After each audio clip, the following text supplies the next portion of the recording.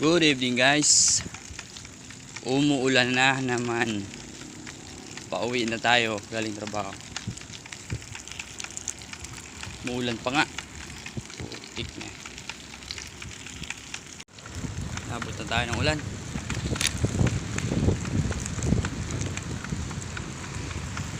Sheesh. Ay, ay, ay. Sa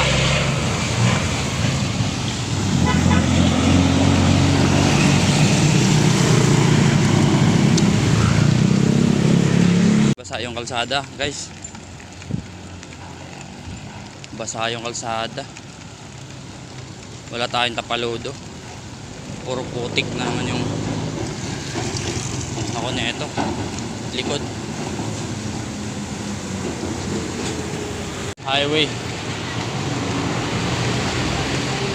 Ay, naka green light, lalaki ng mga andito. Malubak.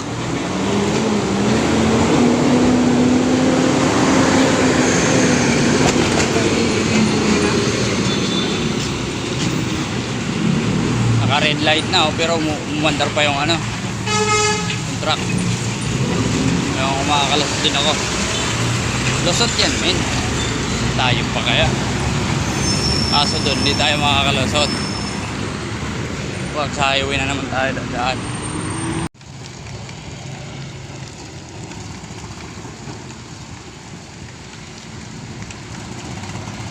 Pag laging ganito dapat tayo, pakabit tayo ng tapaludo.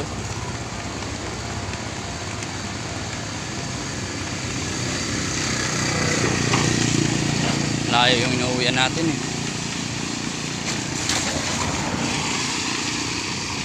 Pag mabagal yung takbo natin pauwi, abutin tayo, ulan talaga. Wag lang mabasa yung paa ko, kaya maghapon tayo nakatayo. Pag nabasa ang paa, yari talaga. Bata pa naman, naramdamin natin yan pag tumanda. Sisiling ka na ng katawan mo, hindi mo inalagaan yung katawan mo panahon na ginagamit mo siya.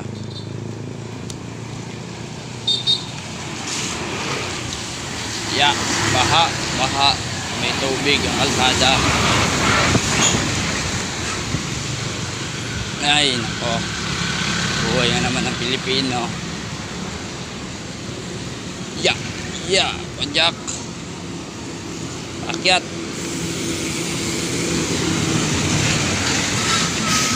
Tingnan natin mamaya yung jacket natin, maputik.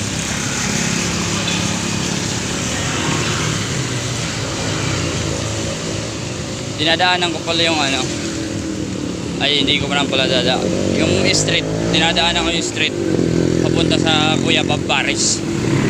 Minsan pag may pera tayo, dadaan tayo doon. Pang bili tayo ng pasalubong. Kahit nagbibideo tayo, sa kalsada pa rin yung tingin ng mata natin para hindi tayo mapahamak, hindi tayo madisgrasya, para lang magkaroon tayo ng pang-upload. Video tayo kung pauwi,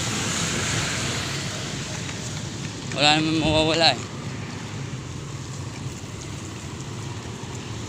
May nanonood ng video natin eh, patuloy lang natin yung ginagawa natin.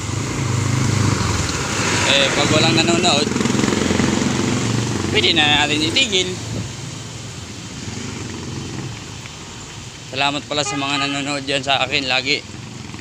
Nanonood ng mga video ko kahit mahaba, kahit hindi maayos yung pagkaka-edit, kasi hindi pa ako masyadong marunong mag-edit eh. Lumalabas ang truck.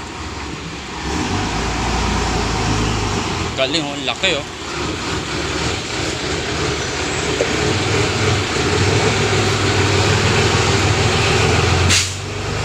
Puti nata tayo. Hindi. Ay pa. Grabe ang haba nun men. Container.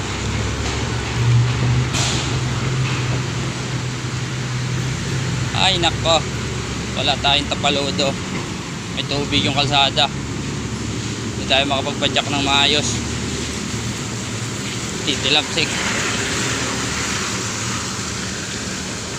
Pag pinadyakan natin ng ano to, todo, nako, yung tilamsik sa likod ko, grabe, batyang batya talaga, men.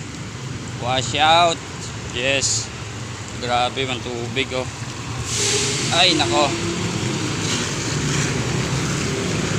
alam mo naman to si Green Hills, walang ano to eh, walang tapalodo to eh. Hindi ko talaga kinakabitan ng tapalodo to, pero baka pag sahod natin, bilan natin ng tapalodo para rin sa atin eh. Gawa natin ng paraan. Mag-assemble tayo ng ano, mga plastic bottle. Mura lang naman na tayo. Kailangan natin magtipid guys eh. May mga pangarap tayong bilhin, magawa para habang maliit pa yung anak ko, nag-iisa pa lang, hindi pa nagmamatrikulya, kailangan na natin makapagpagawa ng bahay para kung sakaling tayo ay ano na, may bahay na silang sisilungan, hindi na natin po problemahin yung upa sa bahay araw. Buwan-buwan tayo ng upahan, babayad ng tubig, ng kuryente, buwan-buwan. Kaya yung sinasahod natin 610 ngayon, kahit pa tumaas ng 610 yung sahod nyo, mababa pa din yun kung tutuusin. Bilang isang empleyado, kababayad mo lang ng utang, uutang ka na naman. Ganun ang kalimitan na nangyayari. Comment kayo sa baba kung sino yung empleyadong walang utang dyan, lalo na sa mga kantin. Sa loob ng pabrika may kantin, may nagsiserve na ko.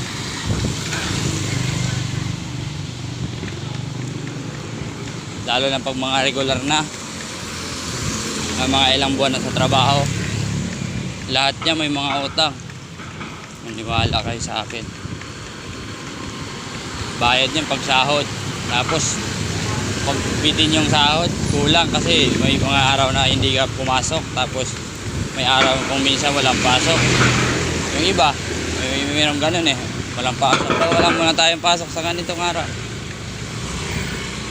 short yung sahod, mangyayari babalance ka, diba? Danas na natin yan mga men, kaya tagal-tagal na rin tayo naging empleyado tayo. Dito tayo ulit dadaan sa may gasolinahan. Siya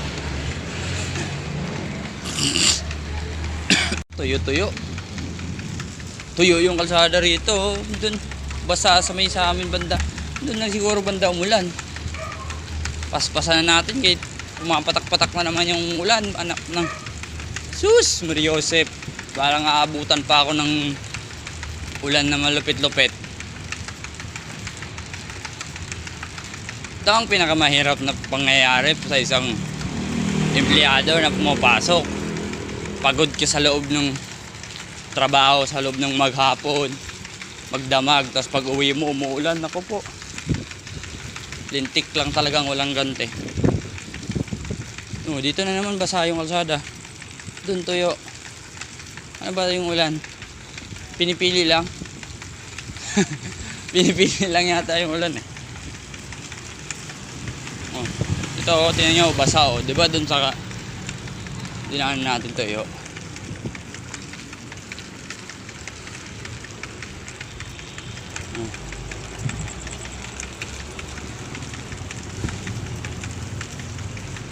Ganito lang ako guys pag nagmupawi.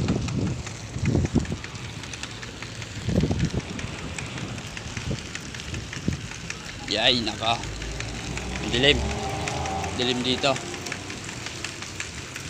Siguro ang dami ng talapsik sa likod ko. Ay, basa yung kalsada eh. Lumalagatok yung bike ko, si Green Hills. Lumalagatok yung pedal niya eh, kay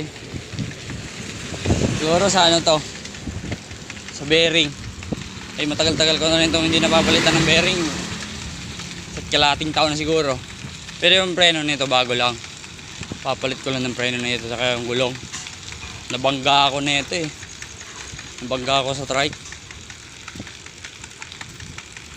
Iwan ko ba kung bakit hindi ako nakapagpreno saka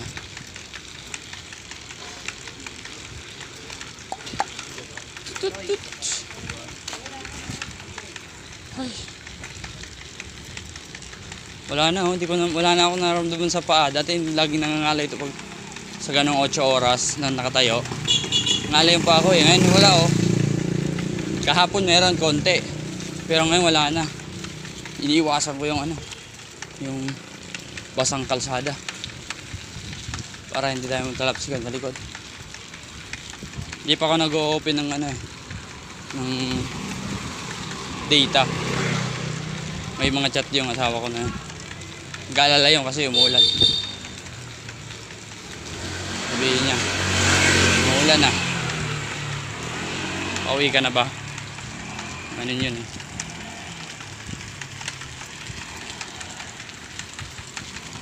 Doon ako mag-open ng account sa bahay, tsaka mag-upload din ako ng itong video ko na to.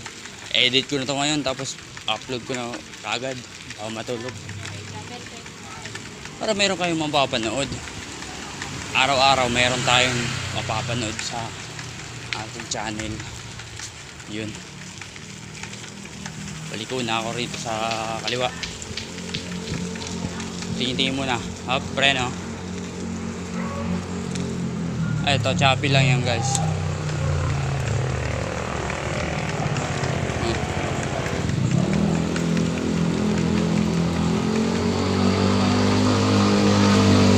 Yan. Lapit na. Hanggang sa pakiramdam pag malapit ka na sa pag-uwi mong bahay, oh, ayan paligid.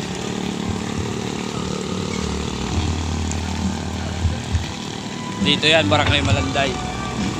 Ano bang araw ngayon? Hindi ko na alam talaga yung araw eh. At petsa, hindi ko na alam eh. Basta na lang ako kakain, tutulog, papasok, kain, may ligo, tulog, kain, pasok, ano lang. Sarap kaya maging empleyado. Pero wag tayong hanggang dun lang. Kailangan bago tayo mag-retiro, mayroon tayong maipundar. Hindi puro pangkain lang, panlamon lang. Dahil wala sa ating tutulong, kundi sarili lang din natin.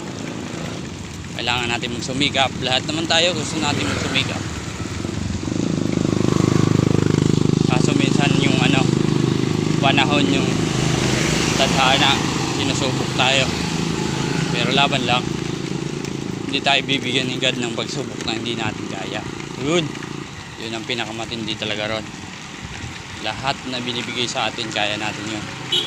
Huwag lang tayong panghihinaan ng loob.